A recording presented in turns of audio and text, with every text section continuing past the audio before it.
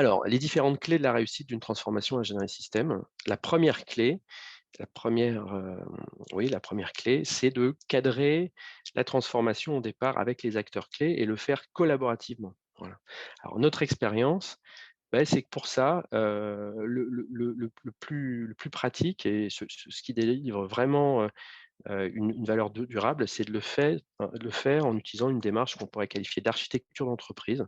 Ça n'a pas besoin d'être très long, ça peut fonctionner sur quelques semaines, mais ça va nous permettre d'accorder, définir à gros grains les réponses aux questions qui sont vraiment bibliques, qui sont des questions fondamentales pour une transformation. Pourquoi on fait ça? En quoi ça va consister en termes de fonctionnement? Et la question du comment, bah, qu'est-ce que ça va impacter comme composant de l'entreprise? Comment?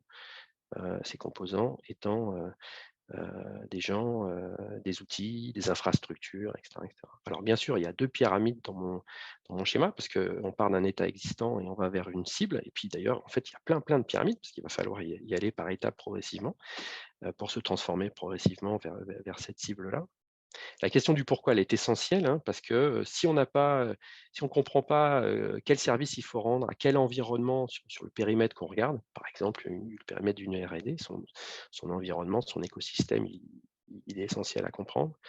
Quels objectifs on vise? Pourquoi on doit se transformer? Bah, ça sert pas, du tout de réfléchir, à la suite. La question qui en découle après, une fois qu'on a compris ce pourquoi, c'est en quoi consiste le fonctionnement, c'est-à-dire finalement les processus du morceau d'entreprise qu'on regarde pour rendre ces services, pour couvrir les besoins et les contraintes exprimées par l'environnement.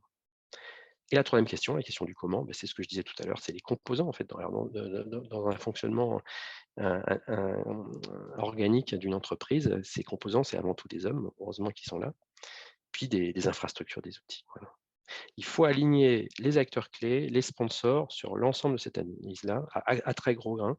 C'est une démarche qui est essentielle pour commencer.